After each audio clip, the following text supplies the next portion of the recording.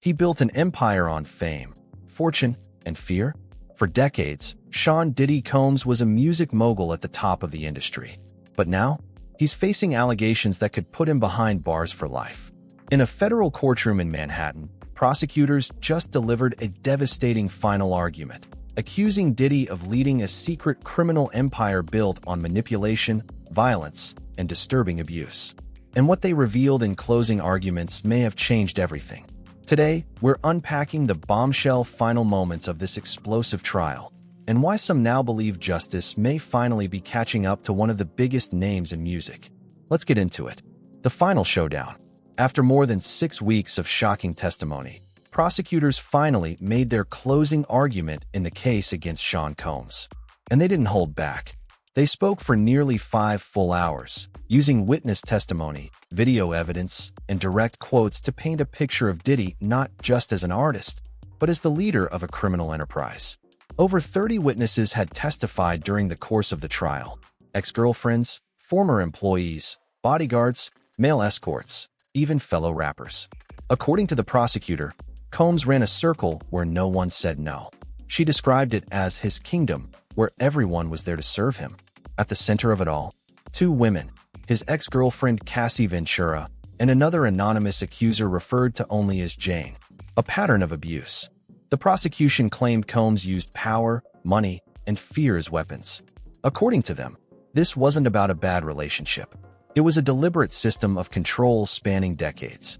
He allegedly forced Cassie and Jane to perform sexually explicit acts with hired escorts, actions he supposedly ordered, filmed, and watched for his own entertainment.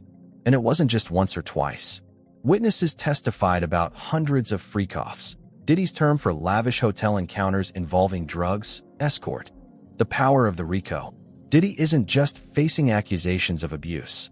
He's been charged using RICO laws, typically used for gangs, mafias, and large-scale crime networks.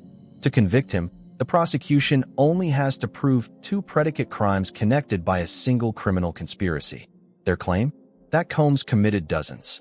Among them, drug trafficking, bribery, arson, obstruction of justice, intimidation, and sex trafficking.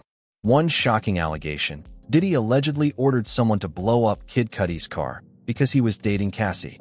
A line in an email allegedly warned about retaliation. 2 weeks later, boom, the car exploded.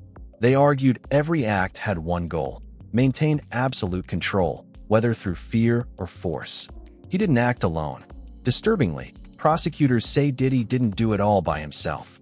While he is the only person charged, the courtroom heard names of people in his inner circle who allegedly helped execute his orders: assistants, bodyguards, associates, even personal stylists. One prosecutor described it as a structure of loyal lieutenants, foot soldiers who carried out his will. They arranged hotel rooms, booked the escorts, supplied the drugs, made sure phones were off, covered the cameras, and when things got too close, allegations say they paid people off, threatened them, or simply made the evidence disappear.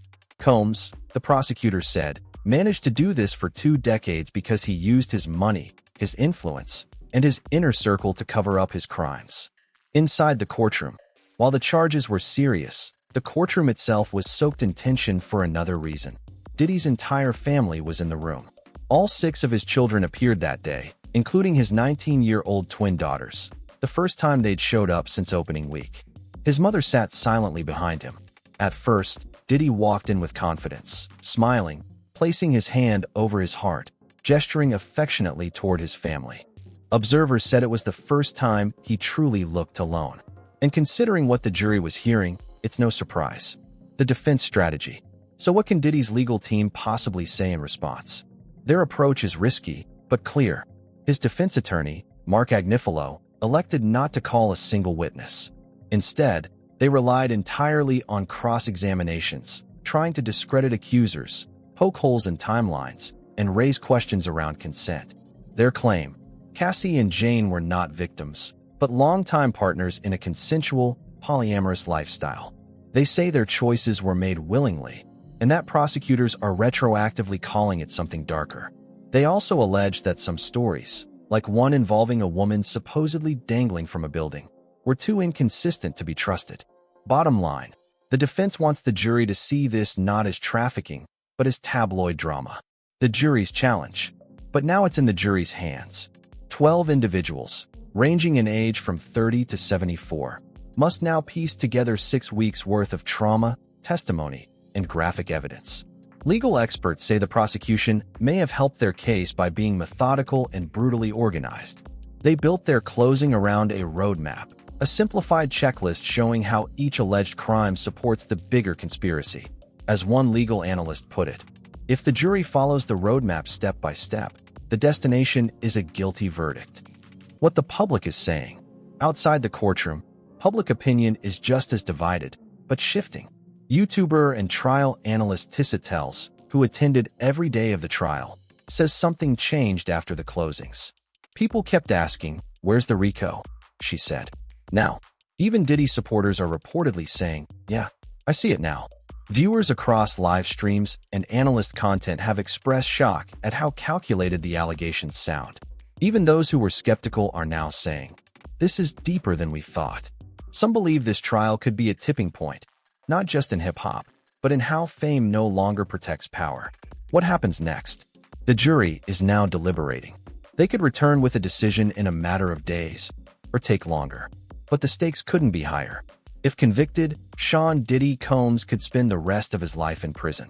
More than just a verdict, this case is a reckoning. It asks questions we're still afraid to answer about celebrity, abuse, loyalty, and silence. Was this the tale of a falsely accused mogul, or the downfall of a man who ruled through fear for far too long? The clock is ticking, and the world is watching.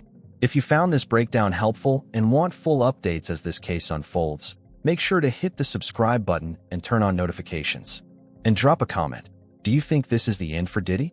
Or will the defense raise just enough doubt? Until next time, stay curious, stay critical, and take care.